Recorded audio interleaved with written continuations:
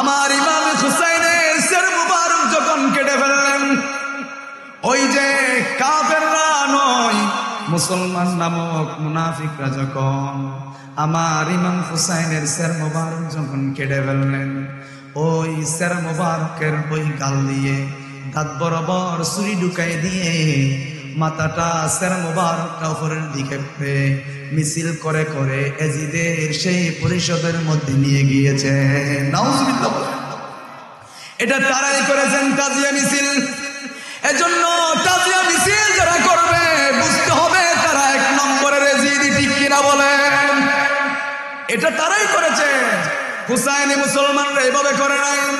হুসাইনি মুসলমান কি করেছেন? ইমামে হুসাইন বলেন, আমার শরীরের মধ্যে এমন কোন জায়গা নাই যেই জায়গার মধ্যে তীর ঢুকে নাই।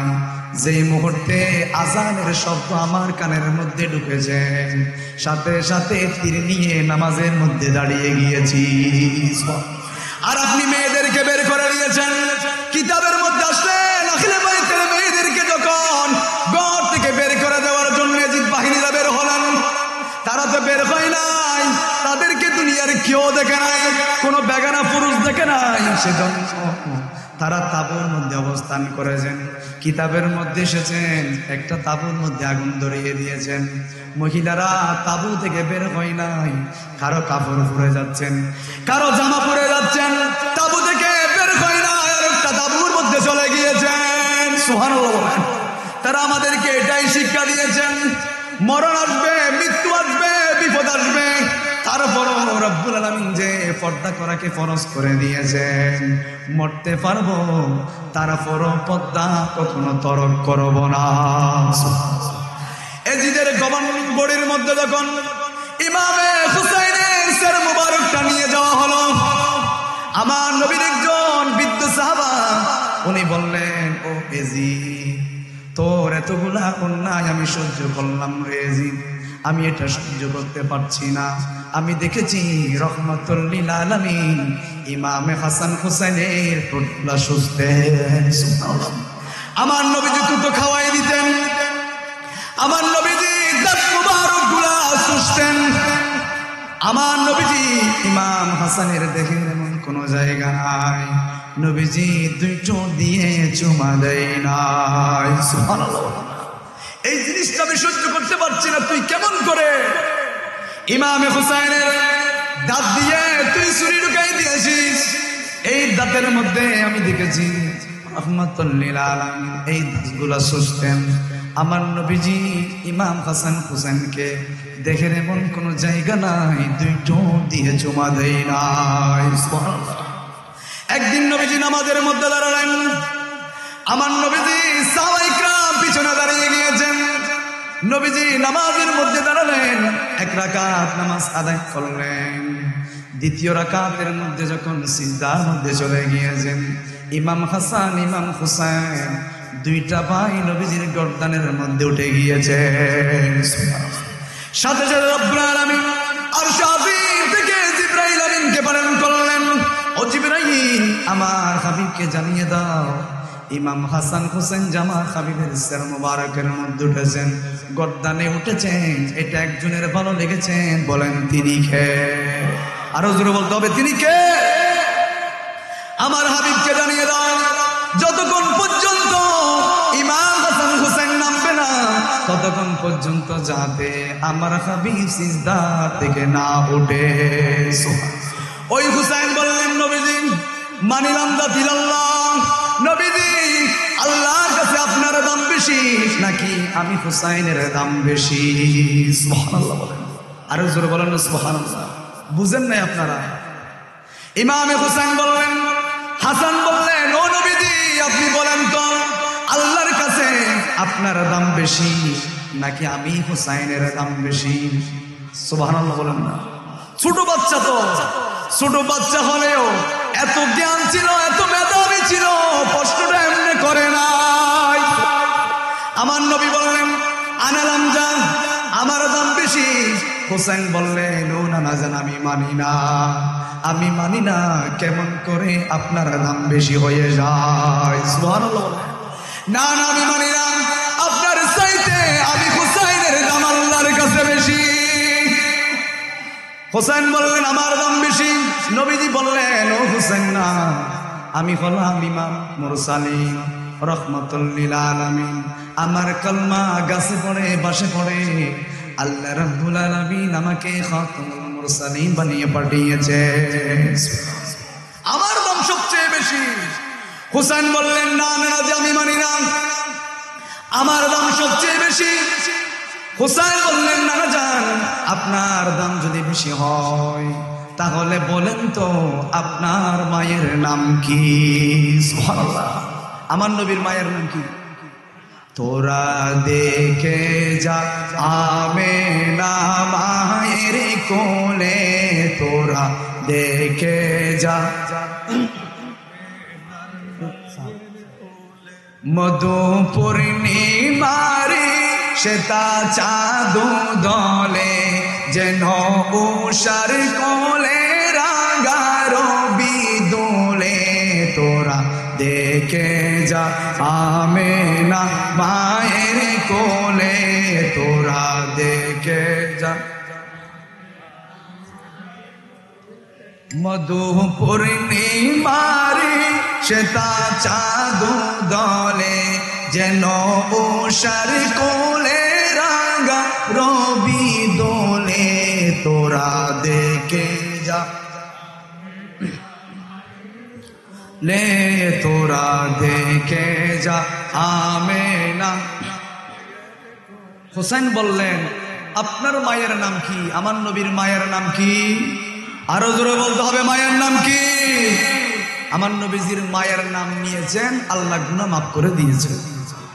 কারণ নবীজির মা, আমার নবীজির মা কেমন ছিল? নবীজি বললেন ও হুসাইন তুমি ঠিক বলেছ, আমার মায়ের চাইতে আমার মা কেমন ছিল। নবীজি যুদ্ধের ময়দানের মধ্যে যাবে, ইন দ্য মিন টাইম আমার নবীজির মায়ের কবর। আমার নবীজি সাহাবীদেরকে বললেন ও আমার সাহাবায়ে কিরাম, আমি আমার মায়ের কবর জিয়ারত করব। সুবহানাল্লাহ বলেন। এখন কবর জিয়ারতকে বেদাত বলে আছে না নাই? আছে না নাই? মাজার পূজারি বলে জিয়ারতকে বেদাত বলে, অথচ নবীজি বললেন ও আমার সাহাবায়ে কিরাম তোমরা সবাই দাঁড়িয়ে থাকো, আমি নবীজি আমার মায়ের কবরটা একটু জিয়ারত করব। সুবহানাল্লাহ। আমার নবীজি এই বলে কবরের মধ্যে দাঁড়ালেন।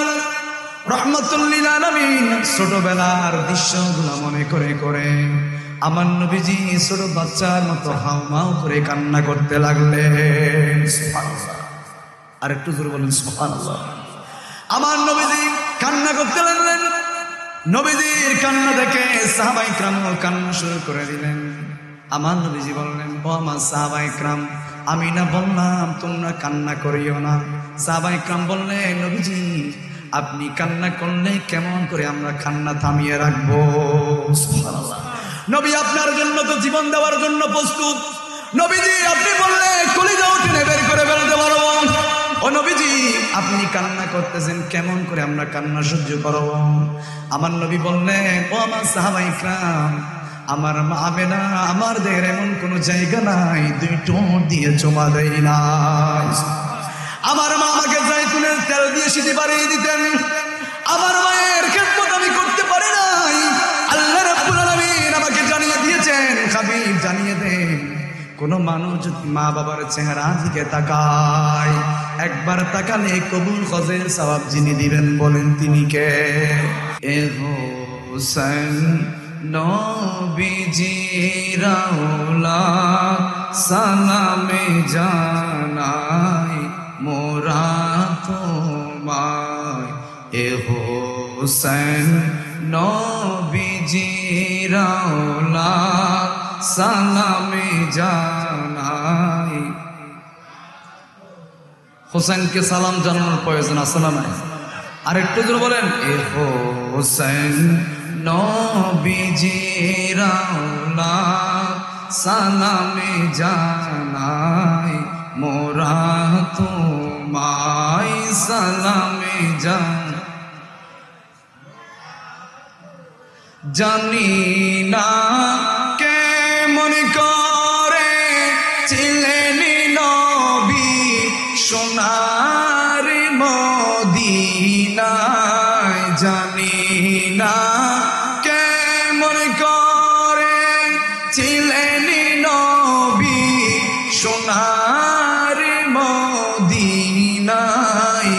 সময় এই জিদের দল দিল চুরি হোসেনের গলায় হোসেন নবীজির আওলাদ সালামে জানাই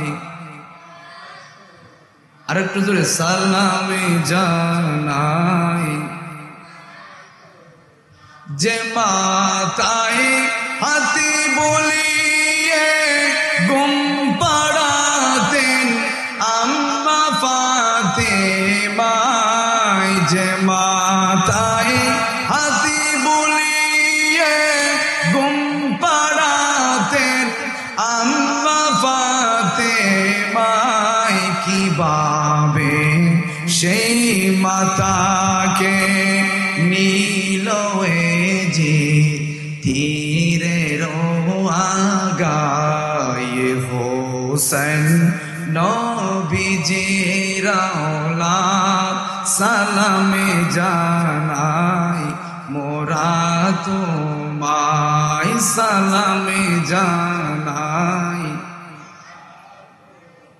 উপস্থিত ঐতিহ্যবাহী দক্ষিণ এশিয়া গাউসিয়া সুন্নিয়া আলিম মাদ্রাসার শাহী ময়দানে আহলে বাইত রাসূল সাল্লাল্লাহু আলাইহি ওয়াসাল্লামের স্মরণে 10 দিন ব্যাপী 15তম মাহফিলে শুহাদায়ে কারবালা ব্যবস্থাপনায় মাহফিলে শুহাদায়ে কারবালা পরিচালনা পরিষদ আজকের মাহফিলে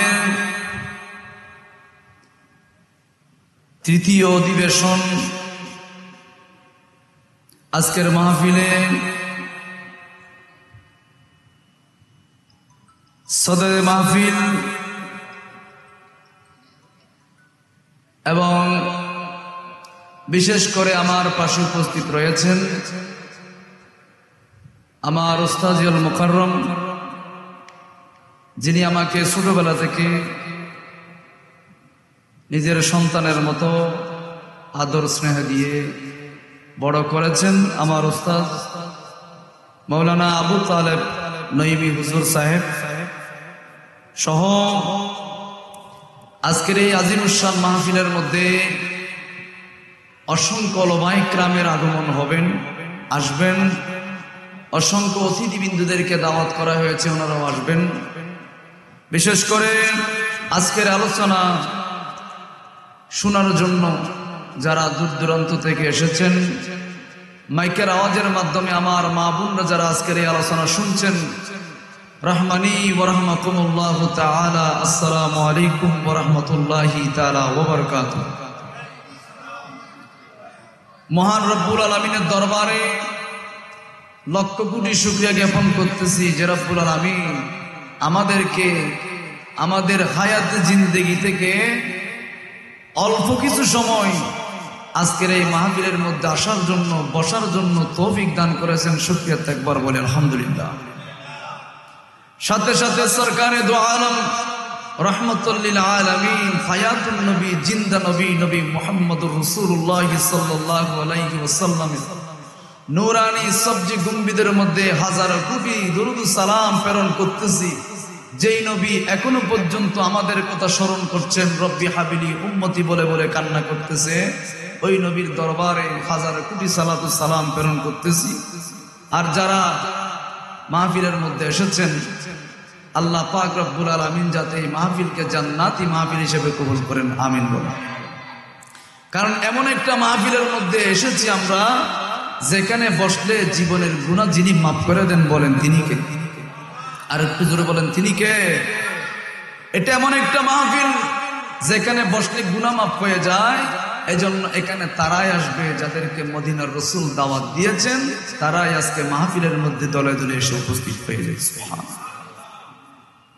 আজকে যেই বিষয়টা আমাকে দেওয়া হয়েছে, একদিকে আহলে বাইত আর একদিকে সাহাবী রাসূল সৈয়দনা আমির মুয়াবিয়া, যে আমির মুয়াবিয়াকে এখন আমাদের দেশের এক শ্রেণীর মানুষ রয়েছে যারা সাহাবীদেরকে গালি দেয়। আছে না নাই? আছে না নাই? এই ধরনের হয়তো আপনাদের এখানে নাই। কেমন আমির মুয়াবিয়া, যিনি আমার নবীজির নুরানি জবান থেকে শুনে শুনে শুনে শুনে পবিত্র কালামে মাজিদ লিপিবদ্ধ করেছেন, লিখেছেন। সুবহানাল্লাহ। যার রিওয়ায়াত 103টা হাদিস যিনি বর্ণনা করেছেন, যার হাদিসের রিওয়ায়াত বুখারী শরীফের মধ্যে 4টি বর্ণনা হয়েছেন, যার রিওয়ায়াত মুসলিম শরীফের মধ্যে যার রিওয়ায়াত 5টি বর্ণনা হয়েছেন, অন্যান্য কিতাবের মধ্যে যার রিওয়ায়াত বর্ণনা হয়েছেন, যিনি নবীজির জবান থেকে শুনে শুনে কুরআনে পাক লিপিবদ্ধ করেছেন। এখন এক শ্রেণী আলেম রূপে, এক শ্রেণীর পীর সাহেব রূপে যারা আহলে বাইতকে গালি দেয়, সাহাবীদেরকে গালি দেয়, বুঝতে হবে তারা কখনো সুন্নি মুসলমান নয়, তাদের পরিচয় শিয়া। ঠিক কিনা বলে? আমার নবীজি বললেন, যারা ইজতিহাদি মাসালার মধ্যে সাহাবায়ে কিরামের মধ্যে দ্বন্দ্ব হবে, আহলে বাইতের মাঝে দ্বন্দ্ব হবে, ইজতিহাদি মাসালার মধ্যে যারা ভুলের উপর থাকবে, ভুল করলেও নবীজির নুরানি জবানে বর্ণনা করে দিয়েছেন তারা ভুল করেছেন, ভুলের উপর ছিলেন, তারপরও রব্বুল আলামিন একটা সওয়াব তাদের আমলনামার মধ্যে লিপিবদ্ধ করে দিবেন। আর একটু জোরে বলেন না সুবহানাল্লাহ। আর যদি সঠিকের মধ্যে থাকে, আর যদি সেটা সত্য হয়, আর যদি ন্যায়ের মধ্যে হয়ে যায়, সত্যের পথের মধ্যে যদি হয়ে যায়, রব্বুল আলামিন তাদের আমলনামার মধ্যে 2টা সওয়াব লিপিবদ্ধ করে দিবে।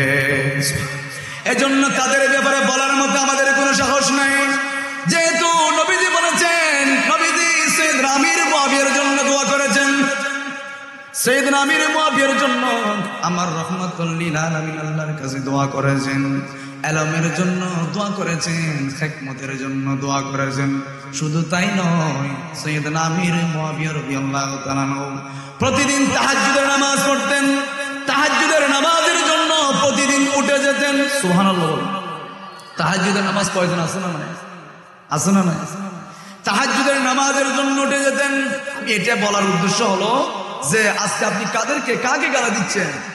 যার জন্য নবীজি দোয়া করলেন, যার জন্য নবীজি দোয়া করেছেন, যিনি কোরআন লিপিবদ্ধ করেছেন। এজন্য আমি বলতে চাই, শিয়াদের উদ্দেশ্য সাইয়েদনা আমির মুয়াবিয়া নয়, শিয়াদের উদ্দেশ্য হলো যেহেতু কোরআন আমির মুয়াবিয়া লিপিবদ্ধ করেছেন, হাদিস আমির মুয়াবিয়া লিপিবদ্ধ করেছেন, যেহেতু সব আমির মুয়াবিয়া লিপিবদ্ধ করেছেন, আমির মুয়াবিয়া রাদিয়াল্লাহু তাআলা আনহুকে যদি ভুল প্রমাণ করা যায়, দোষী সাব্যস্ত করা যায়, নাউজুবিল্লাহ, কোরআনের মধ্যে ভুল আছে এই ধরনের বলার মতো সাহস করবে। ঠিক কিনা বলে? এজন্য আমির মুয়াবিয়ার দোষ নয়, মূলত যেহেতু কাতিবে ওহিলাকা 13 জনের মধ্যে আমির মুয়াবিয়ার নাম রয়েছেন, উনি কোরআন লিপিবদ্ধ করেছেন। সাইয়েদনা আমির মুয়াবিয়া এবং আলীর মধ্যে দ্বন্দ্ব হয়েছেন, এটা মূলত বিষয় নয়। হাসানের সাথে দ্বন্দ্ব হয়েছেন, এটা মূলত বিষয় নয়। মূলত বিষয় হলো কোরআনের মধ্যে ভুল আছে, হাদিসের মধ্যে ভুল আছে, এই ধরনের বলার মতো স্পর্ধ করার সাহস করতে যায়। ঠিক কিনা বলে? এটা হলো কোনো বিষয় নয়।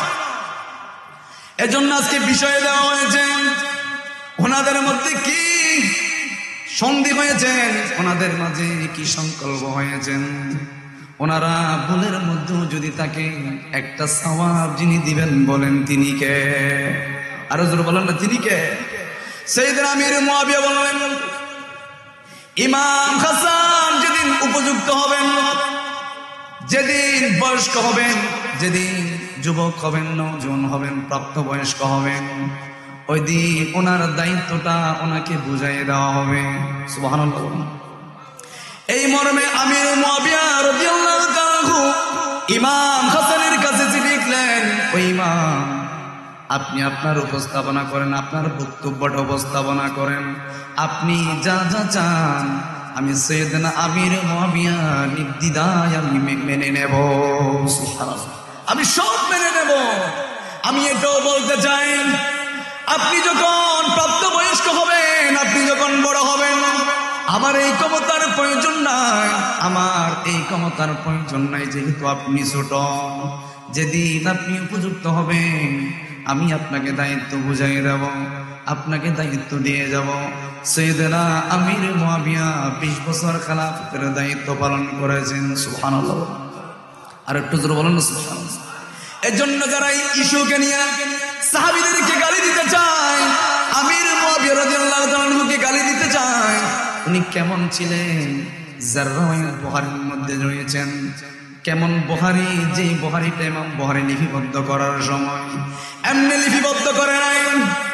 ইমাম বুখারী শরীফ লিপিবদ্ধ করার সময় গোসল করেছেন, ওযু বানিয়েছেন, চোখের মধ্যে সুরমা দিয়েছেন, গায়ের মধ্যে পারফিউম ব্যবহার করলেন, আর নবীজির রওজায়ে পাকের সামনে বসে গিয়েছেন। সুবহানাল্লাহ।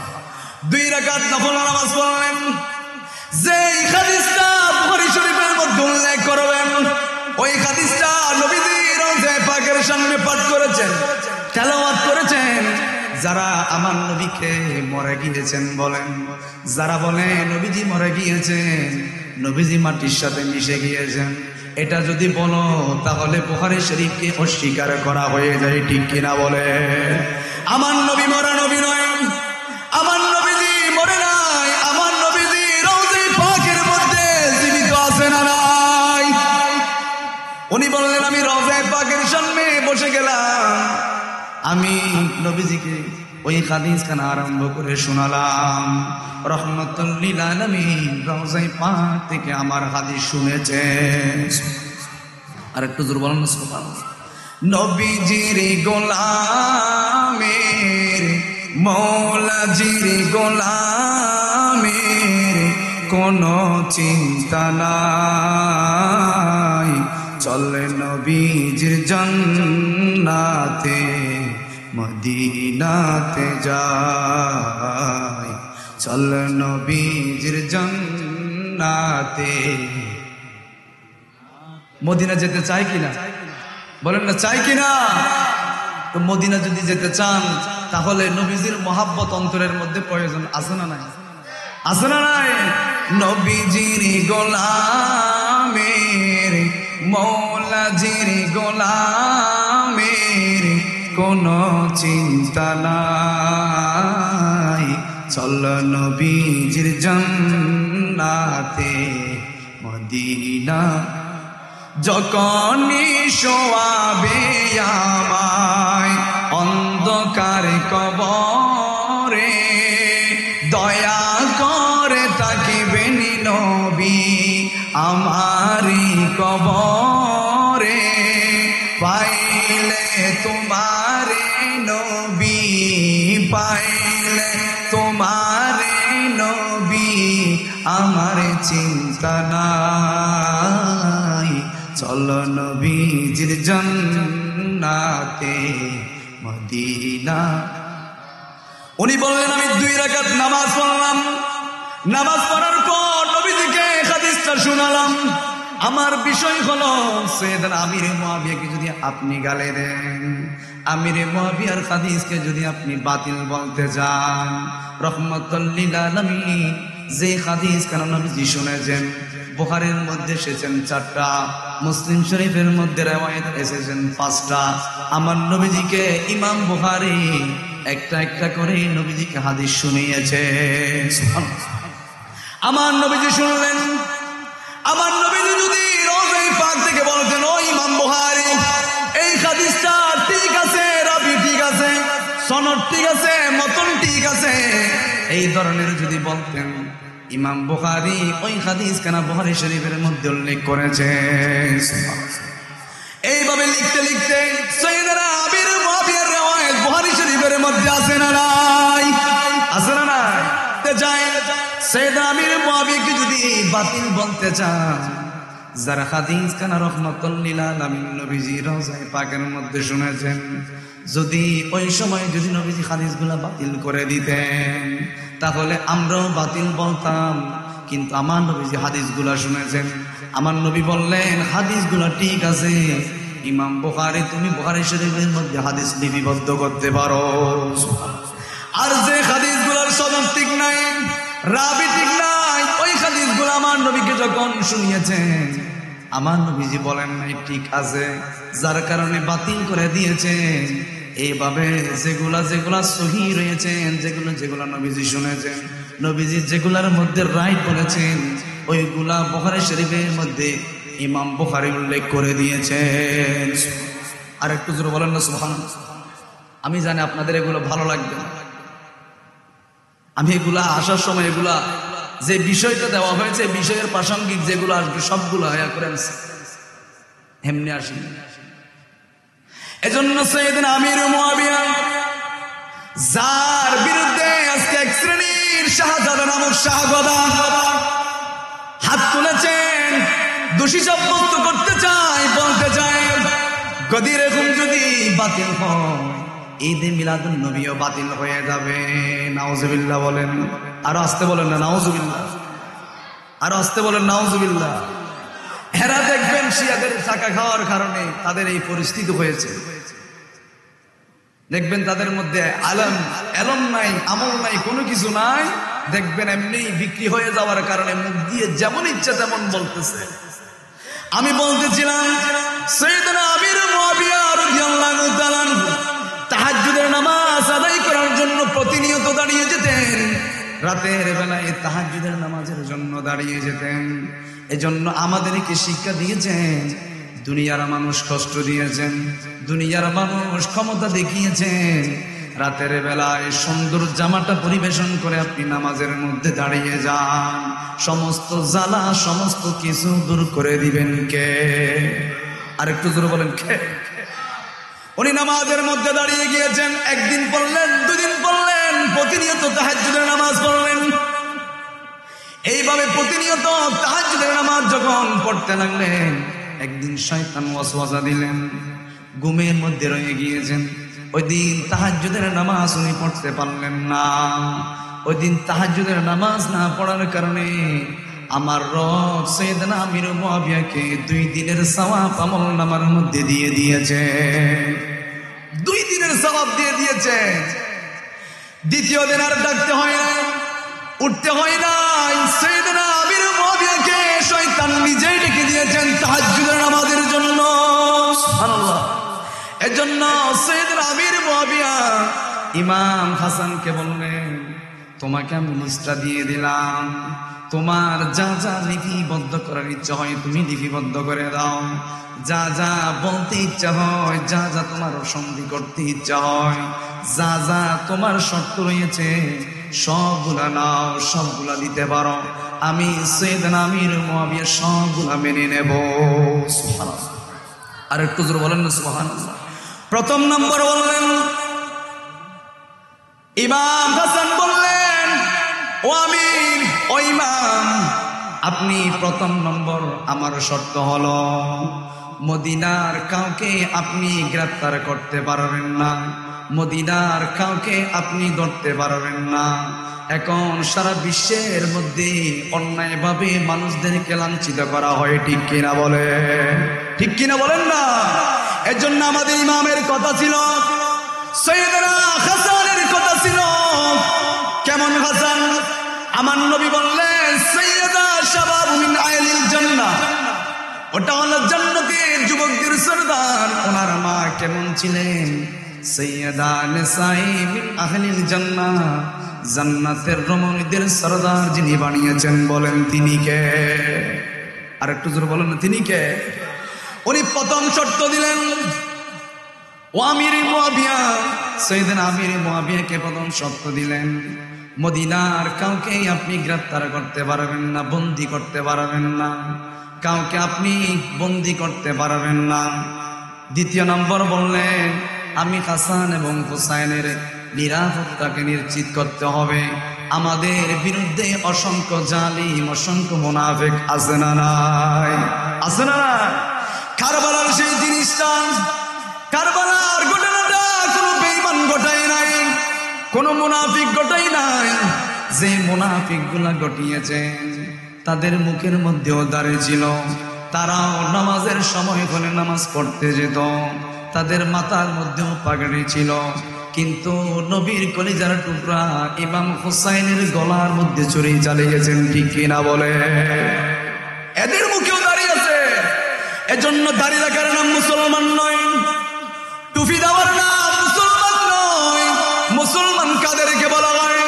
আল্লাহ কুরআনের মধ্যে জানিয়ে দিয়েছেন, قد أفلح المؤمنون الذين هم في صلاتهم خاشعون। সুবহানাল্লাহ। আর একটু জোরে বলুন সুবহানাল্লাহ। ঈমানদার তাদেরকে বলা হয়, মুমিন তাদেরকে বলা হয় যারা রবের সামনে দাঁড়ালে যাদের অন্তরের মধ্যে দুনিয়ার কাউকে ভয় নাই, দুনিয়ার কাউকে ভয় পায় না, একজনকে ভয় পায়। বলেন তিনি কে? ক্ষমতার মালিক কে?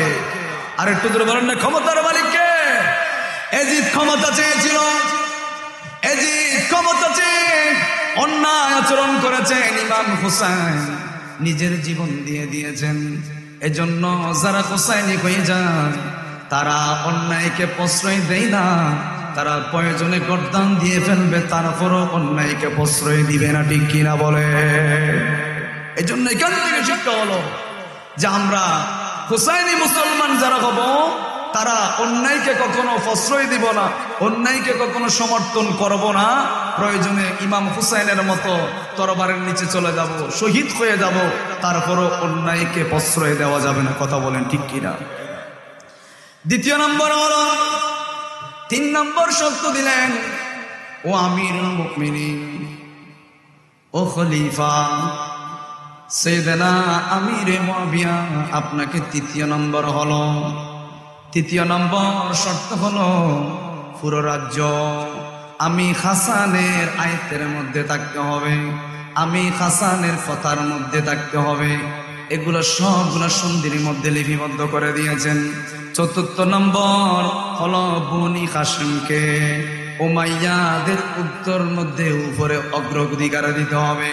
বনি কাসেম যেটা রয়েছেন এটা উমাইয়া গোত্রের ঊর্ধ্বে সম্মান দিতে হবে, উপরে স্থান দিতে হবে। সুবহানাল্লাহ। দেখেন একের পর এক শর্ত দিয়েছেন।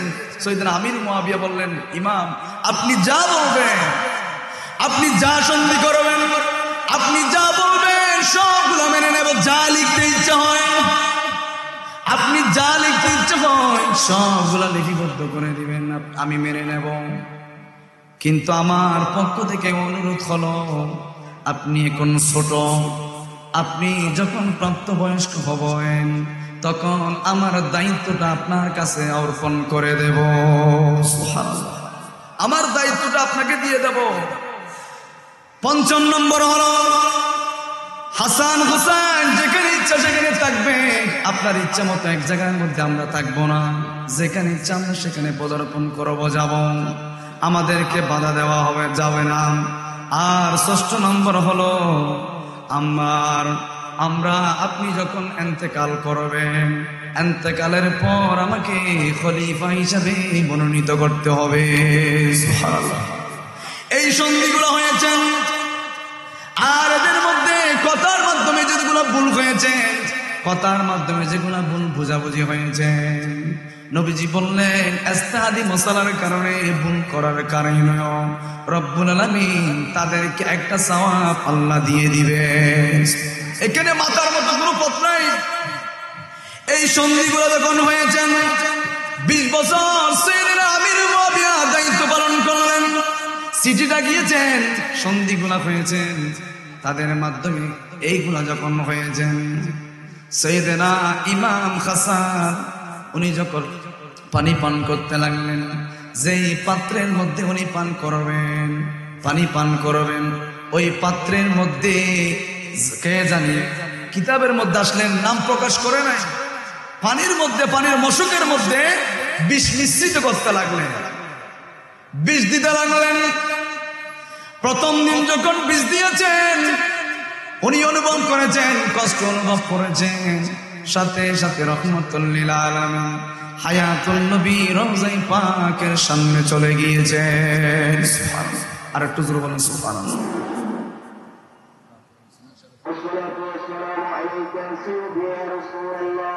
والصلاة والسلام عليك سيدي يا حبيب الله الصلاة والسلام عليك سيدي يا شفيع المسلمين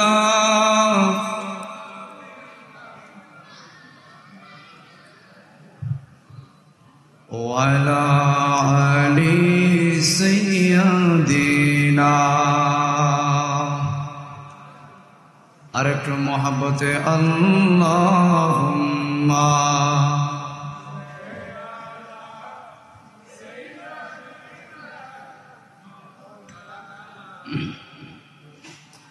وعلى آل سيدنا আমরা হোসাইনি না ইজিদি আর একটু আসতে বলেন না হোসাইনি না ইজিদি তো হোসাইনি আওয়াজ তো হতে হবে এখানে বলবেন চলে যাবেন মদিনা এখানে বলবেন যাবেন কোথায় আরো জোরে বলেন না কোথায় যাবে কারণ নবীজি বললেন ইন্নাল ঈমানা লা ইয়ারজুহা ইলাল মদিনা নিশ্চয় নিশ্চয় যারা ঈমানদার হয়ে যায় মুত্তাকি যারা হয়ে যায় তাদের ঈমানটা মদিনার মধ্যে চলে যায় আমরা মদিনা যেতে চাই কিনা একটু মহব্বতে আল্লাহুম্মা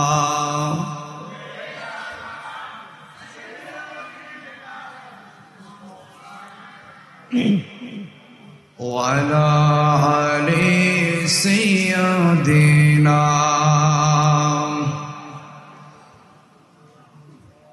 মানুষ আসতেছে কারণ যেখানে ফুল থাকবে সেখানে তো মৌমাছি অবশ্যই আর একটু জোরে বলেন না অবশ্যই আসবেই আর যাদের বদনসিব হয়েছে কপালের মধ্যে ঈদ মিলাদুন নবী নাই জশ্নে জুলুস নাই শহদায়ে কারবালা নাই ওই ব্যক্তিরা পাশের বাড়ির মধ্যে শহদায়ে কারবালা হয় আজকে গাউসিয়া মাদ্রাসার মধ্যে শহদায়ে কারবালা হচ্ছে তার অনেক কাজ রয়েছে অনেক ব্যস্ত রয়েছেন কিন্তু যারা আহলে বাইতকে মহব্বত করে কাজ থাকলেও তাদেরকে মাহফিলের মধ্যে যিনি নিয়ে আসবেন বলেন তিনি কে আল্লাহ নিয়ে আসবেন এখানে আপনি আসেন নাই যিনি এনেছেন চিৎকার দিয়ে বলেন তিনি কে আল্লাহ রাব্বুল আলামিন এনেছেন আপনার মতো হাত আছে আপনার মতো পা আছে জবান আছে হাঁটতে পারে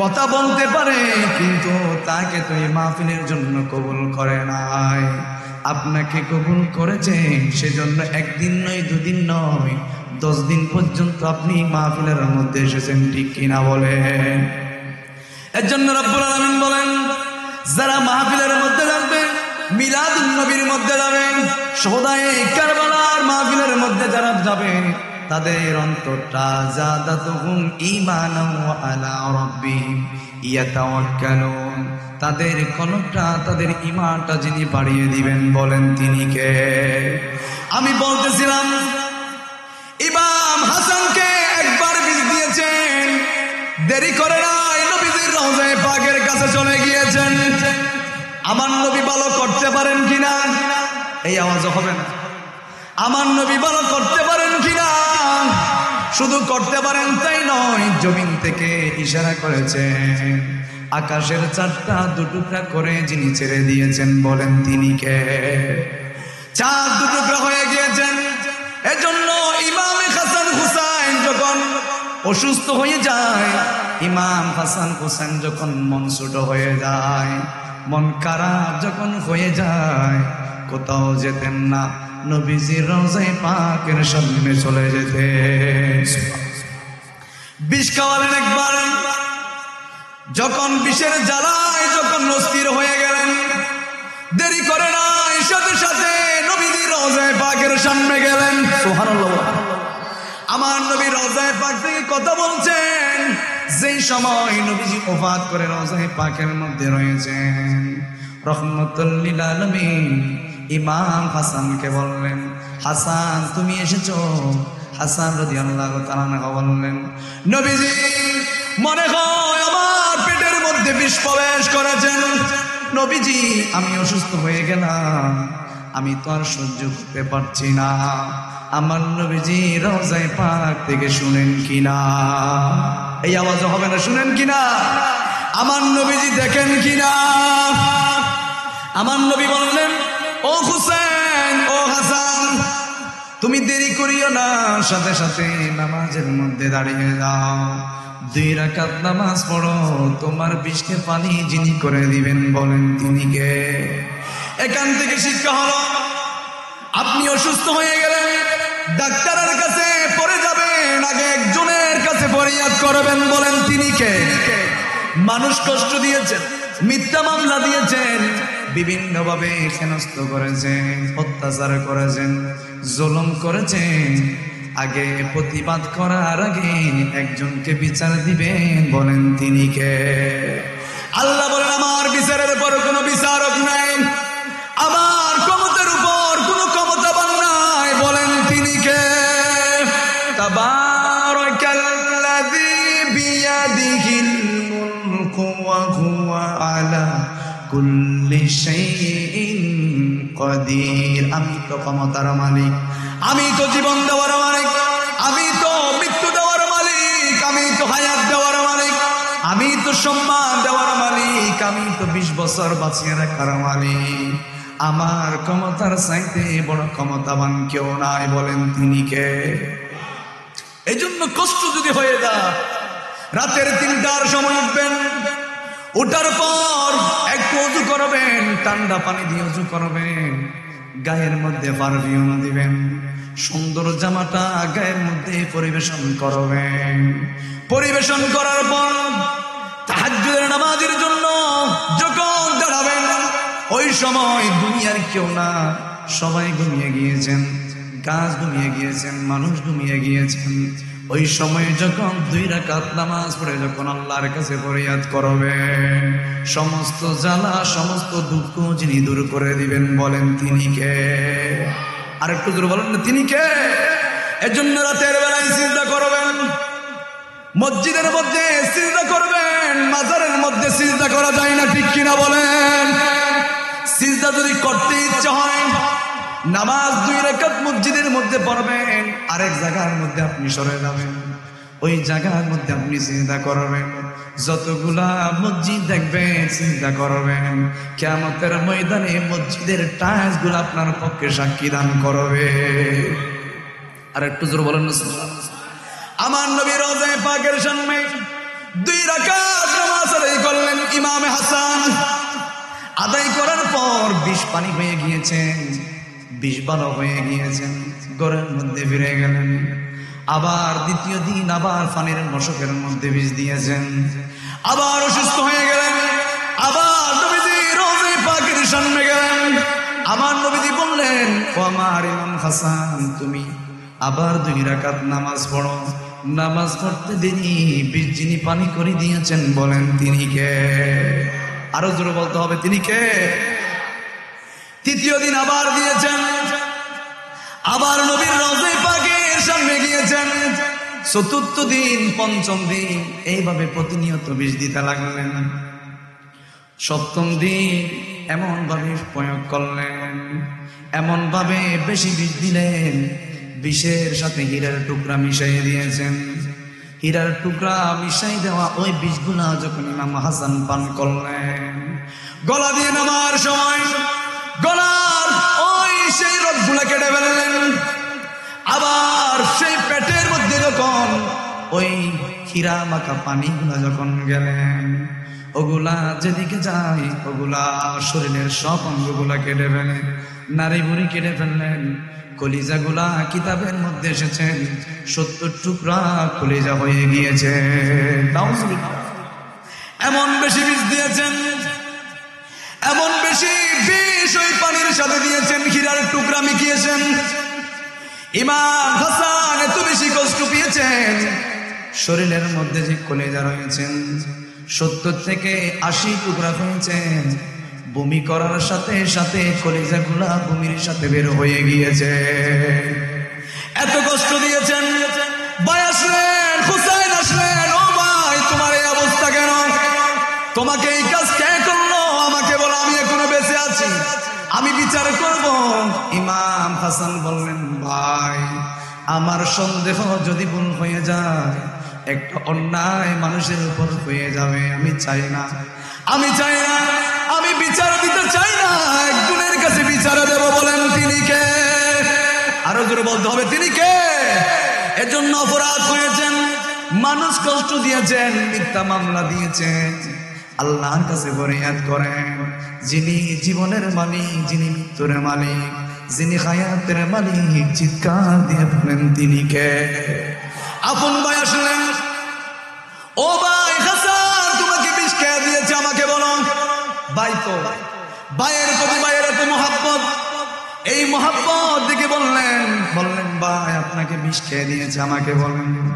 বললেন না, বলা যাবে না, আমি দেখেছি। রহমাতুল লিল আলামিন নুরানি জবানে বলেছেন, যে অন্যের দোষ গোপন রাখবে, কিয়ামতের ময়দানে তার দোষ যিনি গোপন রাখবেন, বলেন তিনি কে? আরো জোরে বলেন না, তিনি কে? আপনি যদি মানুষের দোষ গোপন রাখেন, সাত দোকানের মধ্যে যদি বসে বসে মানুষের শিকায়ত না করেন, মানুষের সেই বদনামগুলো যদি আপনি না করেন, দোষ যদি গোপন রাখেন, কিয়ামতের ময়দানে আপনার দোষগুলা যিনি লুকাইয়ে রাখবেন, বলেন তিনি কে? উনি বললেন, আমি নবীজির কানে শুনলাম, জবানে শুনলাম, নবীজি বলেছেন যে একজন মানুষের দোষ গোপন রাখবে, কিয়ামতের ময়দানে কোটি কোটি মানুষ থেকে রব্বুল আলামিন ওই মানুষের দোষগুলা যিনি গোপন রাখবেন, বলেন তিনি কে? ওই দোষ গোপন রাখবে। আমি আরো দেখলাম মসজিদে নববী শরীফের মধ্যে একজন সাহাবী এসে বসলেন।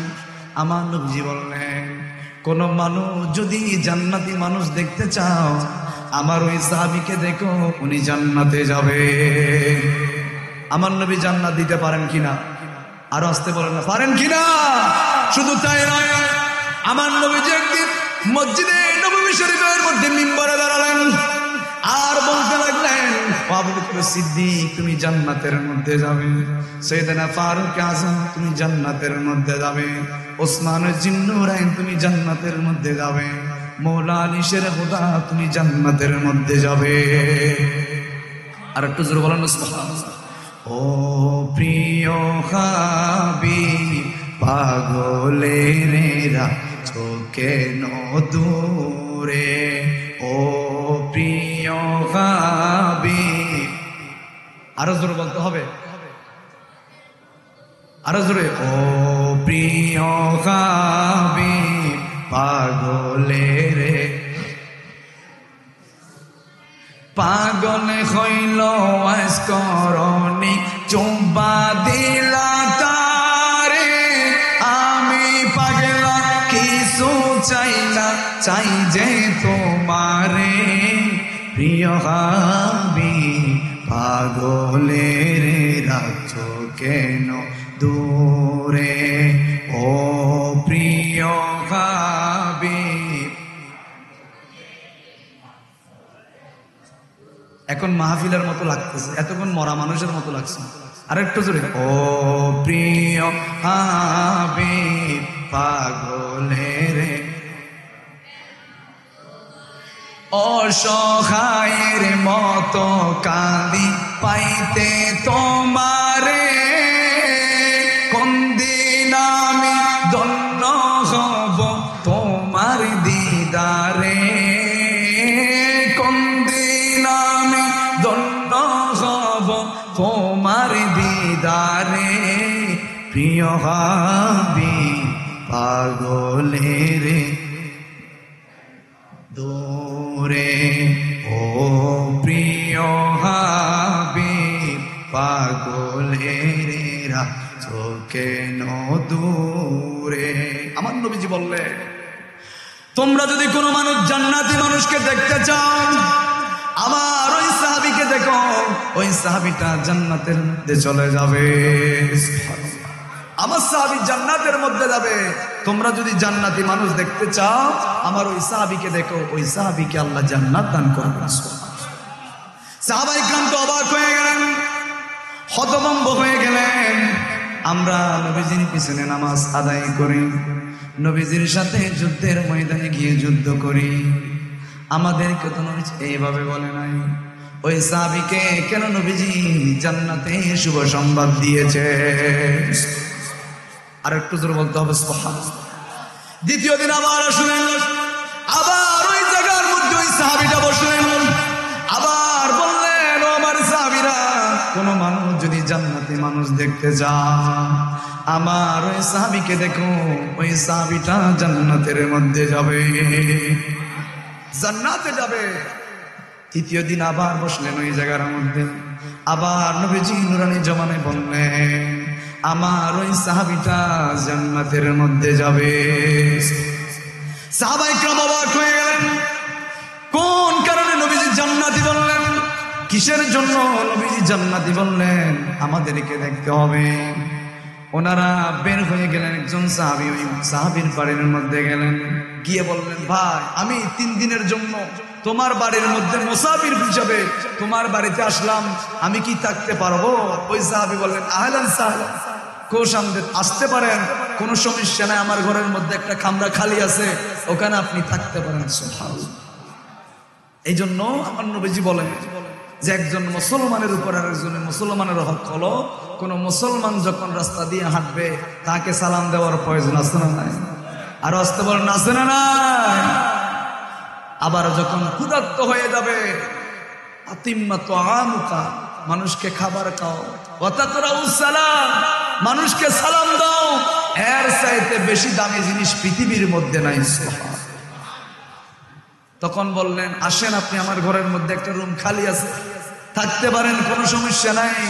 তখন ওই ঘরের মধ্যে থাকলেন, একটাই কারণ হলো আমার নবীজি কোন কারণে তাকে জান্নাতি বলেছেন। সুবহানাল্লাহ। দেখতে পেলেন উনি নামাজের সময় আমার নবীজির পিছনে নামাজ পড়ার জন্য চলে যায়, আবার যখন ভিন্ন কাজের সময় হয়ে যায়, কাজ করতে বের হয়ে যায়, এক্সট্রা কোনো আমল নাই। 3 দিন হয়ে গেল, ওই সাহাবীকে ধরে বললেন, ভাই আমি কোনো মুসাফির নই, আমি দেখেছি রহমাতুল লিল আলামিন নুরানি জবানে আপনাকে 3 বার জান্নাতি বলে ঘোষণা করে দিয়েছেন, আপনাকে 3 বার জান্নাতি বলেছেন। কেন বলেছেন? এক্সট্রা কি আমল করেন আপনি? উনি বললেন, আমার কোনো আমল নাই, আমি এক্সট্রা কোনো আমল করি না। তোমরা যেমন নামাজ পড়ো আমিও নামাজ পড়ি, তোমরা যেমন তাহাজ্জুদের নামাজ পড়ো আমিও তাহাজ্জুদের নামাজ পড়ি, তোমরা যেমন যুদ্ধের ময়দানের মধ্যে নবীজির সাথে যুদ্ধ করতে দাও আমিও যুদ্ধ করতে যাই। এক্সট্রা কোনো আমল আমার মধ্যে নাই, কিন্তু হ্যাঁ একটা আমল আমার মধ্যে রয়েছে। দুনিয়ার মানুষ যত কষ্ট দিয়েছে, যত আঘাত দিয়েছে, আমি ঘুমানোর সময় সবাইকে মাফ করে দিয়ে ঘুমাই। আরো জোরে বলতে হবে সুবহানাল্লাহ। আমাকে মানুষ কষ্ট দিয়েছে, আমাকে বিভিন্ন ভাবে হেনস্থ করেছে, বিভিন্ন ভাবে কষ্ট দিয়েছে, আমি যখন রাতের বেলায় ঘুমাতে যাই সবাইকে মাফ করে দিয়ে আমি একটা প্রশান্তির ঘুম আমি দিয়ে দিই। সুবহানাল্লাহ। এজন্য মনে হয় আমার নবীজি আমাকে একবার নয়, 2 বার নয়, 3 বার জান্নাতি বলে ঘোষণা করেছেন। আমার নবী জানেন কিনা? আমার নবীজি দেখেন কিনা? নজর বলতে হবে, দেখেন কিনা? উনি কি আমল করলেন? উনি রাতের বেলায় যে মানুষকে সবাইকে মাফ করে দিয়ে ঘুমায়, এটা আমার নবীজি দেখেছেন কিনা? আরো জোরে বলেন, দেখেন কিনা? ক্ষমতা দিয়েছেন কে? আরো জোরে বলেন, ক্ষমতা দিয়েছেন কে? এই জন্য রব্বুল আলামিন বলেন, আমি হলাম সবগুলার মালিক, আর এগুলার মালিকানা হিসাবে আমার নবীকে যিনি মালিক বানিয়েছেন বলেন তিনি কে? এজন্য হুসাইন বললেন, হাসান বললেন, ও ভাই আমি বদলা নিতে চাই না, আমি এগুলার বদলা নিতে চাই না, একজনের কাছে বিচার দেব, বলেন তিনি কে? ভাই তো মানে না। কেমন হাসান? আমার নবীজি বললেন, আমার নবীজির 2টা নাতি, একজনের নাম হাসান আর একজনের নাম হুসাইন। সুবহানাল্লাহ। আর একটু জোরে বলেন না সুবহানাল্লাহ। হাসান হুসাইন কেমন ছিলেন? আমার নবী বলেন, রায়খানাতাইন, হাসান হুসাইন হল আমার সুগন্ধি, হাসান হুসাইন হল আমার পারফিউম। হাসান হুসাইনের দেহের এমন কোন জায়গা নাই আমার নবীজি 2 ঠোঁট দিয়ে চুমা দেয় না। হাসান কাদের উপর উঠতেন? হাসান নামলে হুসাইন উঠতেন। যিনি রহমাতুল লিল আলামিন, যিনি যিনি কুল কায়নাতের নবী রাহমাতুল লিল আলামিন, ওই নবীকে হাসান হুসাইন গোরা বানিয়ে খেলা করতেন। সুবহানাল্লাহ। আর একটু জোরে বলেন না সুবহানাল্লাহ। আজকে 10 মুহররমের সময় যারা তাজিয়া মিছিল বের করেছেন, মহিলাদেরকে বের করে দিয়েছেন, আছে না নাই? অথচ রব্বুল আলামিন বলেন ওয়াকারনা ফি বুয়ুতিকুন্না ওয়ালা তাবাররাজনা তাবাররুজাল জাহিলিয়াতিল উলা। হাবিব জানিয়ে দে, আপনার কাজ হচ্ছে প্রচার করা, আপনার কাজ হচ্ছে জানিয়ে দেওয়া যিনি হেদায়েত দান করবেন বলেন তিনি কে? যাদের মধ্যে হেদায়েত নাই, যারা গোমরাহী হয়ে গিয়েছেন, যারা টাকার কাছে ঈমান বিক্রি করে ফেলেছেন, তাদেরকে আপনি যত বুঝান না কেন তারা হেদায়েতের মধ্যে আসবে না। তাদের কানের মধ্যে, জবানের মধ্যে, সর্ব অঙ্গে প্রত্যঙ্গের মধ্যে যিনি মোহর মেরেছেন বলেন তিনি কে? খতামাল্লাহু আলা কুলুবিহিম ওয়া আলা সামিহিম ওয়া আলা আবসারিহিম গিশাওয়াতুম ওয়া লাহুম আযাবুন আযীম। বলেছেন কে? আরো জোরে বলতে হবে, বলেছেন কে? আল্লাহ কলবের মধ্যে মোহর মেরেছেন, সুকের মধ্যে মোহর মেরেছেন, কলবের মধ্যে মোহর মেরেছেন। হাবিব তাদেরকে আপনি যতই বলেন না কেন, যত বুঝান না কেন, তাদের হেদায়েত হবে না। তাদের কলবের মধ্যে আমি আল্লাহ মোহর মেরে দিয়েছি, ঠিক কিনা বলে? এজন্য ইমাম হাসান হুসাইনকে আমার নবী বলেন রাইখানাতাইন, ও দুনিয়ার মানুষ, তোমরা কত ধরনের সুগন্ধি ব্যবহার করো, আমার সুগন্ধি হলো রাইখানাতাইন, আমার হাসান হুসাইন। হাসান হুসাইনের দেহের এমন কোন জায়গা নাই আমার নবী দুইটো দিয়ে চুমা দেয় না। যে গলায় হাতে বলিয়ে গম পাড়াতেন আম্মা ফাতেমায়, যে মাথায় হাতে বলিয়ে গম পাড়াতেন আম্মা ফাতেমায়, কিভাবে সেই মাতাকে নীল এই জিদে ধীরে রোয়াগায়, এ হোসেন নবীজির আওলাদ সালামে জানাই। আরো জোরে হতে হবে, সালামে জানাই। জানি না কেমন করে ছিলেন নবী সোনার মদিনায়, ঠিক না? জানি না কেমন করে ছিলেন নবী সোনার মদিনায়, যে সময় এ জিদের দল দিল চুরি তোমারি গলায়, এ হোসেন নবীজির আওলাদ সালামে জানাই মোরা। আর একটু জোরে, সালামে জান।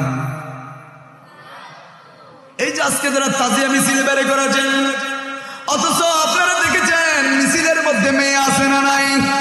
বলেন আছে না নাই? অথচ রব্বুল আলামিন বলেন ওয়াকারনা ফি বুয়ুতিকুন্না ওয়ালা তাবাররাজনা তাবাররুজাল জাহিলিয়াতিল উলা। হাবিব জানিয়ে দে, মহিলারা যখন ঘরের মধ্যে থাকবে, আমার মা বোনরা যারা আজকের আলোচনাগুলো শুনছেন, আম্মা জান, আপনার ছেলে কেন আপনার কথা শুনে না? আপনার কথা কেন মানে না? মুরব্বি দেখলে কেন সালাম দেয় না? আপনি যে বিউটি পার্লারের মধ্যে সাজতে গিয়েছেন, বিভিন্ন ভাবে পর্দা না করে বের হয়েছেন, এই জন্য যতজন যুবক দেখেছেন সুখের জানা যিনি দিবেন বলেন তিনি কে? যতগুলো মেয়ে আজকে তাজিয়া মিছিলের জন্য বের হয়েছ, তাজিয়া মিছিল তো এজিদ বাহিনীরা করেছেন। আমার ইমাম হুসাইনের শির মুবারক যখন কেটে ফেললেন, ওই যে কাফেররা নয়, মুসলমান নামক মুনাফিকরা যখন আমার ইমাম হুসাইনের সের মোবারক যখন কেটে ফেললেন, ওই সের মোবারকের ওই গাল দিয়ে দাঁত বরাবর ছুরি ঢুকাই দিয়ে মাথাটা সের মোবারকটা উপরের দিকে মিছিল করে করে এজিদের সেই পরিষদের মধ্যে নিয়ে গিয়েছে। নাউজুবিল্লাহ। এটা তারাই করেছেন তাজিয়া মিছিল। এজন্য তাজিয়া মিছিল যারা করবে বুঝতে হবে তারা এক নম্বরের এজিদি, ঠিক কিনা বলেন? এটা তারাই করেছে। হুসাইনি মুসলমানরা এভাবে করে নাই। হুসাইনি মুসলমান কি করেছেন? ইমামে হুসাইন বলেন, আমার শরীরের মধ্যে এমন কোন জায়গা নাই যেই জায়গার মধ্যে তীর ঢুকে নাই। যেই মুহূর্তে আজানের শব্দ আমার কানের মধ্যে ঢুকেছে, সাথে সাথে তীর নিয়ে নামাজের মধ্যে দাঁড়িয়ে গিয়েছি। আর আপনি মেয়েদেরকে বের করে দিয়েছেন। কিতাবের মধ্যে আসলেন আখিলে বাইতের মেয়েদেরকে যখন ঘর থেকে বের করে দেওয়ার জন্য জিদ বাহিনীরা বের হলেন, তারা তো বের হয় নাই, তাদেরকে দুনিয়ার কেউ দেখে নাই, কোনো বেগানা পুরুষ দেখে নাই, সেজন্য তারা তাঁবুর মধ্যে অবস্থান করেছেন। কিতাবের মধ্যে এসেছেন একটা তাঁবুর মধ্যে আগুন ধরিয়ে দিয়েছেন। মহিলারা তাঁবু থেকে বের হয় নাই, কারো কাপড় পরে যাচ্ছেন, কারো জামা পরে যাচ্ছেন, তাঁবু থেকে বের হয় না, আর একটা তাঁবুর মধ্যে চলে গিয়েছেন। সুবহানাল্লাহ। তারা আমাদেরকে এটাই শিক্ষা দিয়েছেন, মরণ আসবে, মৃত্যু আসবে, বিপদ আসবে, তারপরও রব্বুল আলামিন যে পর্দা করাকে ফরজ করে দিয়েছেন, মরতে পারবো তারপরও পর্দা কখনো তরক করব না। এজিদের গবন বড়ির মধ্যে যখন ইমামে হুসাইনের সের মুবারকটা নিয়ে যাওয়া হলো, আমার নবীর একজন বৃদ্ধ সাহাবা উনি বললেন, ও এজিদ, তোর এতগুলা অন্যায় আমি সহ্য করলাম রে এজিদ, আমি এটা সহ্য করতে পারছি না। আমি দেখেছি রহমতুল লিল আলামিন ইমামে হাসান হুসাইনের ঠোঁটগুলা সুস্থেন। সুবহানাল্লাহ। আমার নবীজি তো খাওয়াই দিতেন, আমার নবীজি দাঁত মুবারকগুলা সুস্থেন। আমার নবীজি ইমাম হাসানের দেহের এমন কোন জায়গা নাই নবীজি দুই চোখ দিয়ে চুমা দেয় নাই। সুবহানাল্লাহ। এই জিনিসটা আমি সহ্য করতে পারছি না, তুই কেমন করে ইমামে হুসাইনের দাঁত দিয়ে তুই ছুরি ঢুকাই দিয়েছিস? এই দাঁতের মধ্যে আমি দেখেছি রহমাতুল লিল আলামিন এই দাঁতগুলা সুস্থেন। আমার নবীজি ইমাম হাসান হুসাইনকে দেখে এমন কোন জায়গা নাই দুই চোখ দিয়ে চুমা দেয় নাই। সুবহানাল্লাহ। একদিন নবীজি নামাজের মধ্যে দাঁড়ালেন, আমার নবীজি সাহাবায়ে কিরাম পিছনে দাঁড়িয়ে গিয়েছেন। নবীজি নামাজের মধ্যে দাঁড়ালেন, এক রাকাত নামাজ আদায় করলেন। দ্বিতীয় রাকাতের মধ্যে যখন সিজদার মধ্যে চলে গিয়েছেন, ইমাম হাসান ইমাম হুসাইন দুইটা ভাই নবীজির গর্দানের মধ্যে উঠে গিয়েছে। সাথে সাথে রব্বুল আলামিন আরশ আযীম থেকে জিবরাইল আমিনকে প্রেরণ করলেন, ও জিবরাইল আমার হাবিবকে জানিয়ে দাও ইমাম হাসান হুসাইন জামা হাবিবের সের মুবারকের মধ্যে উঠেছেন, গর্দানে উঠেছেন, এটা একজনের ভালো লেগেছেন, বলেন তিনি কে? আরো জোরে বলতে হবে, তিনি কে?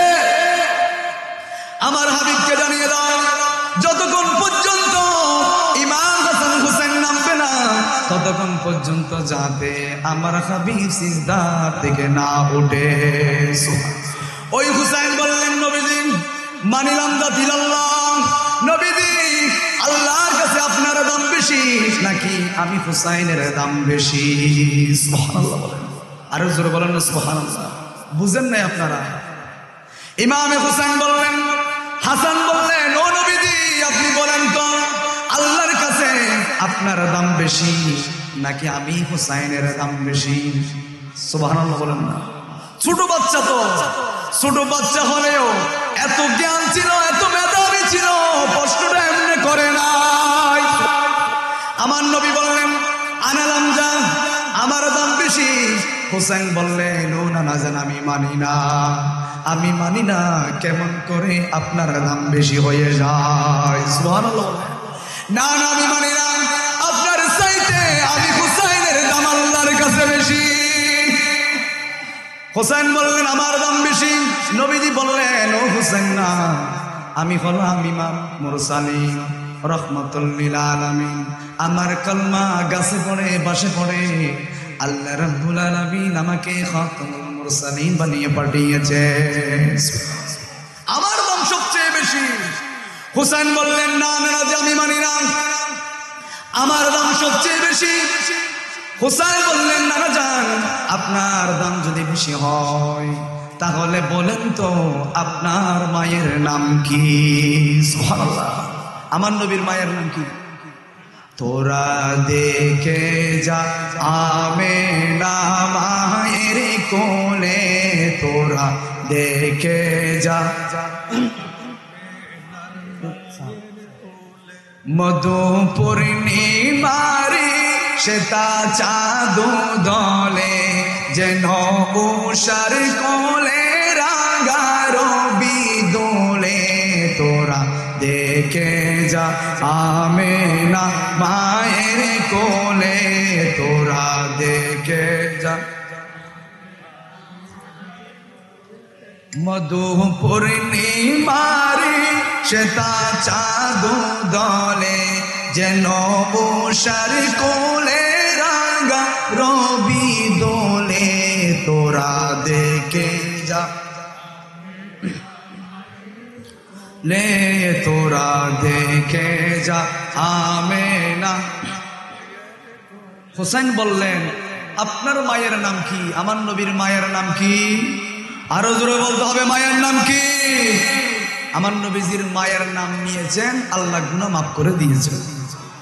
কারণ নবীজির মা, আমার নবীজির মা কেমন ছিল? নবীজি বললেন, ও হুসাইন তুমি ঠিক বলেছ, আমার মায়ের চাইতে আমার মা কেমন ছিল? নবীজি যুদ্ধের ময়দানের মধ্যে যাবে, ইন দ্য মিন টাইম আমার নবীজির মায়ের কবর। আমার নবীজি সাহাবীদেরকে বললেন, ও আমার সাহাবায়ে কিরাম, আমি আমার মায়ের কবর জিয়ারত করব। সুবহানাল্লাহ। এখন কবর জিয়ারতকে বেদাত বলে আছে না নাই? আছে না নাই? মাজার পূজারি বলে জিয়ারতকে বেদাত বলে, অথচ নবীজি বললেন, ও আমার সাহাবায়ে কিরাম, তোমরা সবাই দাঁড়িয়ে থাকো, আমি নবীজি আমার মায়ের কবরটা একটু জিয়ারত করব। সুবহানাল্লাহ। আমার নবীজি এই বলে কবরের মধ্যে দাঁড়ালেন। রহমাতুল লিল আলামিন ছোটবেলার দৃশ্যগুলো মনে করে করে আমার নবীজি ছোট বাচ্চার মতো হাউমাউ করে কান্না করতে লাগলেন। সুবহানাল্লাহ। আর একটু জোরে বলেন সুবহানাল্লাহ। আমার নবীজি কান্না করতে লাগলেন। নবীজির কান্না দেখে সাহাবায়ে কিরামও কান্না শুরু করে দিলেন। আমার নবীজি বললেন, ও আমার সাহাবায়ে কিরাম, আমি না বললাম তোমরা কান্না করিও না? সাহাবায়ে কিরাম বললেন, নবীজি আপনি কান্না করলে কেমন করে আমরা কান্না থামিয়ে রাখবো? সুবহানাল্লাহ। নবী আপনার জন্য তো জীবন দেওয়ার জন্য প্রস্তুত। নবীজি আপনি বললে কলিজা উঠে বের করে ফেলতে পারবো। ও নবীজি আপনি কান্না করতেছেন, কেমন করে আমরা কান্না সহ্য করব? আমার নবী বললেন, ও আমার সাহাবায়ে কিরাম, আমার মা আমেনা আমার দেহের এমন কোন জায়গা নাই দুই ঠোঁট দিয়ে চুমা দেয় না। আমার মা আমাকে জাইতুনের তেল দিয়ে সিটি বাড়িয়ে দিতেন। আমার মায়ের খেদমত আমি করতে পারি নাই। আল্লাহ রাব্বুল আলামিন আমাকে জানিয়ে দিয়েছেন, হাবিব জানিয়ে দেন, কোন মানুষ যদি মা বাবার চেহারা দিকে তাকায়, একবার তাকালে কবুল হজের সওয়াব যিনি দিবেন বলেন তিনি কে? হযরত আনাস জিজ্ঞেস করলেন, নবীজি আমি যদি আমার মায়ের চেহারা দিকে যদি দিনে 100 বার তাকাই, আমার কি 100টা কবুল হজের সওয়াব হবে নাকি?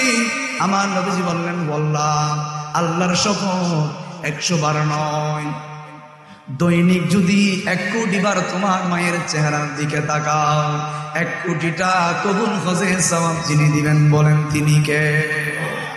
আমার হুসাইন বললেন, নবীজি তুমি আপনি জানেন কিনা আপনার মায়ের নাম যদি আমেনা হয়, জেনে রাখেন আমার মায়ের নাম ফাতেমা।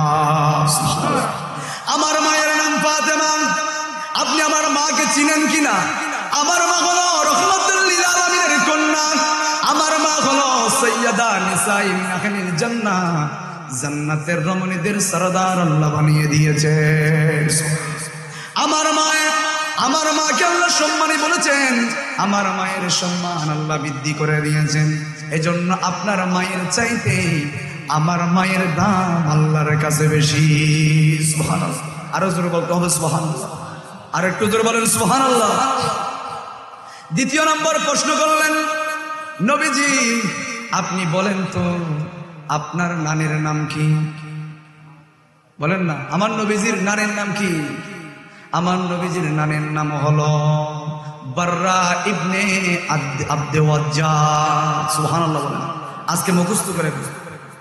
আমার নবীজি বললেন আমার নানির নাম হলো বাররা ইবনে আব্দে ওয়াজ্জা। হুসাইন বললেন নবীজি আপনার নানিরে কয়জনে চিনে? কেউ চিনে না, কিন্তু আপনি আমার নানিরে চিনেন কিনা? আমার নানিরে সবাই চিনে। আমার নানিরে আরশ আজিম থেকে আল্লাহ সালাম দিয়েছেন। আমার নানিকে আল্লাহ সালাম দিয়েছেন। আমার নানির নাম হলো খতিজাতুল কুবরা তাহেরা। সুবহানাল্লাহ বলেন।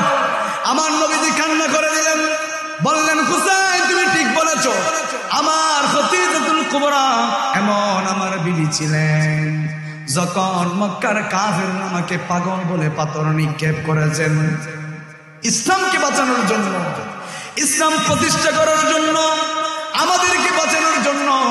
নবীজি যখন তাইফের ময়দানের মধ্যে গিয়েছেন, তাইফের কাফেররা নবীজিকে পাগল বলে পাথর মেরেছেন, ঠিক কিনা বলে? পাথর মেরেছে। আমার নবীজি বললেন আমার খতিজাতুল কুবরা দুনিয়ার সবাই আমাকে ছেড়ে দিয়ে চলে গিয়েছেন, কিন্তু আমার খতিজাতুল কুবরা আমাকে ছেড়ে দিয়ে যায় নাই।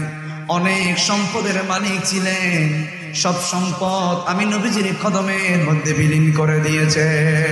সুবহানাল্লাহ।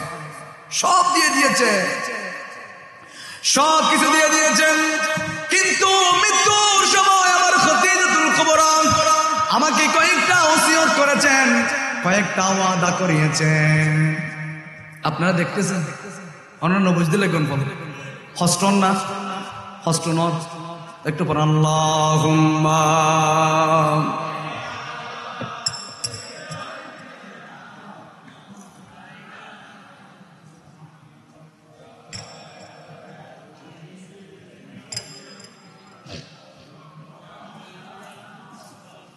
আর একটু মহাব্বতে আল্লাহুম্মা।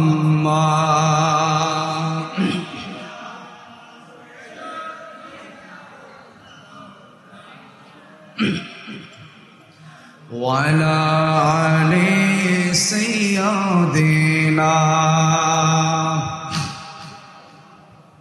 সব সম্পদ ইসলামের জন্য, নবীজির জন্য খতিজাতুল কুবরা আত-তাহেরা সবগুলো সম্পদ বিলীন করে দিয়েছেন। সুবহানাল্লাহ। ইন্তেকালের সময় যেদিন পৃথিবী ছেড়ে দুনিয়া ছেড়ে যেদিন চলে যাবেন, আমার নবীজির হাত মোবারক ধরলেন, ধরে বললেন নবীজি দুনিয়ার মধ্যে সব সম্পদ আপনাকে দিয়ে দিলাম, এর বিনিময়ে আপনার কাছে আমি কোনো কিছু চাই নাই। সুবহানাল্লাহ বলেন। নবীজি আমি যখন ইন্তেকাল করব একটা অনুরোধ হলো, আপনি নবীজি আমাকে কবরে রাখার আগে রহমাতুল লিল আলামিন আপনি নিজেই কবরের মধ্যে আগে শুইবেন।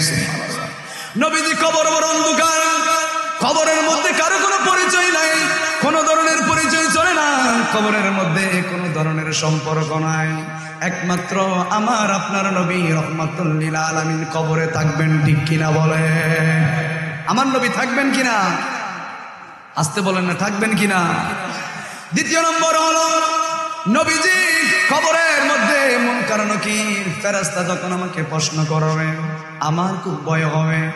নবীজি আপনি রহমাতুল লিল আলামিন আমার পক্ষ থেকে মুনকার নাকিরের সওয়ালের জবাবগুলা দিয়ে দিবে। আর একটু জোরে বলেন সুবহানাল্লাহ। আমি শেষ করে দেব, হুজুর এসেছেন, আমি শেষ করে দেব, বেশিক্ষণ দেরি করব না। তখন খতিজাতুল কুবরা আত-তাহেরা ইন্তেকাল করলে আমার নবীজি সবগুলা সম্পন্ন করার পর কবরের মধ্যে নিজে আগে শুইলেন। দাফন হলো, আমার নবীজি নিজেই নামিয়ে দিচ্ছেন মিনহা খলাকনাকুম ওয়া ফিহা নুঈদুকুম ওয়া মিনহা নুখরিজুকুম তারাতান উখরা। নামাই দিচ্ছে, কোনো সম্পর্ক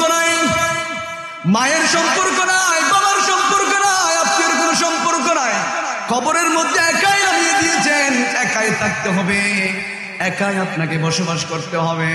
নবীজি নামায় দিলেন, দাফন হলো, কাফন হলো, সব সম্পন্ন করার পর সিদ্দিক আকবর বললেন, চলেন নবীজি বাড়ির মধ্যে যাই। নবীজি আর কান্না করিয়েন না, চলেন বাড়ির মধ্যে যাই। আমার নবীজি বললেন, ও সিদ্দিক, তোমার যদি মন চাই তুমি বাড়ির মধ্যে যাও। আমার খতিজাতুল কুবরার সাথে আমার ওয়াদা হয়েছেন, কবরের 3টা প্রশ্ন আমি নবীজি দিয়ে দেব। সুবহানাল্লাহ। আমি এজন্য দাঁড়িয়ে আছি। 1 মিনিট যায়, 2 মিনিট যায়, 3 মিনিট যায়, 1 ঘন্টা যায়, 2 ঘন্টা যায়। ওই যে কি যিনি মুনকার নাকির ফেরেশতা, যারা প্রশ্ন করে না তা আসে না, আসতেছে না। নবীজি দাঁড়িয়ে আছে, 1 ঘন্টা 2 ঘন্টা চলে যাচ্ছেন, ফেরেশতা তো আসে না। আরশ আজিম থেকে জিবরাইল আমিনকে পাঠালেন, আমার নবীজি দাঁড়িয়ে আছে প্রশ্নের জবাব দেওয়ার জন্য।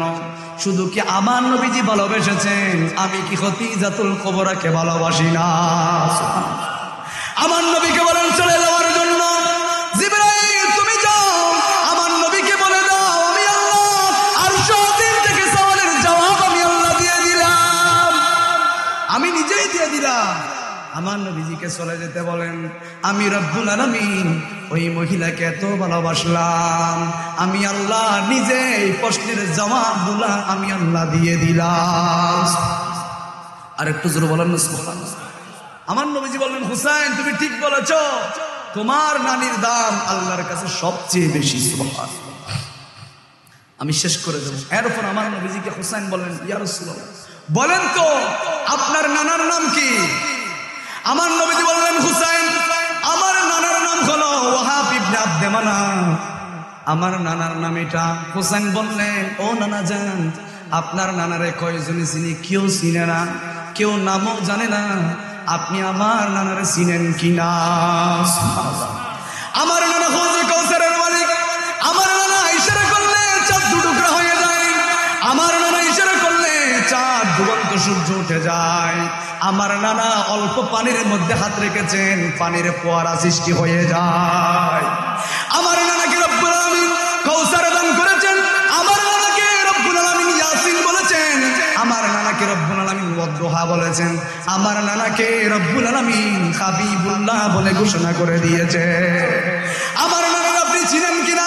বলেন তোমার নানার নাম কি? বলেন আমার নানার নাম মুহাম্মাদুর রাসূলুল্লাহ সাল্লাল্লাহু আলাইহি ওয়াসাল্লাম। হুসাইনকে আমার নবীজি বললেন, ও হুসাইন আমার নানার চাইতে তোমার নানার দাম আল্লাহর কাছে বেশি। সুবহানাল্লাহ। ওই হুসাইন বললেন, হাসান ও ভাই হাসান আপনি বলেন কে আপনাকে বিষ দিয়েছেন, কে আপনাকে কষ্ট দিয়েছেন? আমি হুসাইন এখন বেঁচে আছি, আপনি আমাকে বলেন। কলিজা বের হয়ে গিয়েছেন, তারপরও হাসান বললেন, আমি প্রতিশোধ নিতে চাই না, আমি প্রতিশোধ নিতে চাই না, আমি আল্লাহর কাছে বিচার দিলাম, এটার বিচার যিনি করবেন চিৎকার দিয়ে বলেন তিনি কে? বলে যাই না। অনেক রাওয়ায়াতের মধ্যে এসেছেন স্ত্রী দিয়েছেন, কিন্তু উনি বলে নাই স্ত্রী দিয়েছেন, এটা দিয়েছেন, ওটা দিয়েছেন, উনি নিজের মুখে বলে না। এটা আমাদের জন্য শিক্ষা হলো যে আপনাকে কষ্ট দিয়েছেন, আপনাকে বিভিন্নভাবে অপবাদ দিয়েছেন, অন্তরের মধ্যে ধারণ করে বেশি কষ্ট লাগলে তাহাজ্জুদের নামাজের মধ্যে দাঁড়িয়ে 2 রাকাত পড়েন, সব জ্বালা যন্ত্রণা যিনি দূর করে দিবেন বলেন তিনি কে? এজন্য হুজুর চলে এসেছেন। আমার অসমাপ্ত বক্তব্য, অসংখ্য বলার ছিল, যেহেতু এটা অনেক বড় একটা প্রোগ্রাম, এখানে তো এমনি করা যায় না। এজন্য আমি আর বেশিক্ষণ দেরি করতে চাই না। ইনশাল্লাহ যদি কখনো দেখা হয়, ইনশাল্লাহ আমি তো গত বছর এসেছি আপনাদের ভালোবাসায়। আল্লাহ পাক রব্বুল আলামিন আমি একটাই দোয়া করতেছি, আল্লাহ যাতে এই মাহফিলকে, এটা পুরো বাংলাদেশের মধ্যে আলোড়ন সৃষ্টি করেছে, কয়েকটা হাতে গোনা মাহফিলের মধ্যে এটা অন্যতম রয়েছে। আল্লাহ যাতে এই মাহফিলকে বাংলাদেশের টপ লেভেলের মধ্যে আল্লাহ যাতে এটাকে কবুল করেন। আল্লাহ যাতে এলাকার মানুষগুলোর অন্তরের মধ্যে হুসাইনের মহব্বত সৃষ্টি করে দেয়। হুসাইনের মহব্বত থাকলে মানে আহাব্বাল হাসান ওয়াল হুসাইন ফাকাদ আহাব্বানি, যে ব্যক্তি হাসান হুসাইনকে মহব্বত করবে, নবীজি বলেন সে আমি নবীজিকে মহব্বত করেছি। সুবহানাল্লাহ। হাসান হুসাইনকে ঘৃণা করলে নবীজিকে ঘৃণা হয়ে যায়। এজন্য এত বড় আয়োজন আপনার নামাজ রোজা কিয়ামতের ময়দানে একদিকে থাকবে, হুসাইনের মহাব্বতে আপনাকে জান্নাতে নিয়ে যাবে। এই জন্য আল্লাহ পাক রব্বুল আলামিন আমাদের প্রত্যেকের অন্তরে আহলে বাইতের মহাব্বত পয়দা করে দেখ, আমিন বলেন।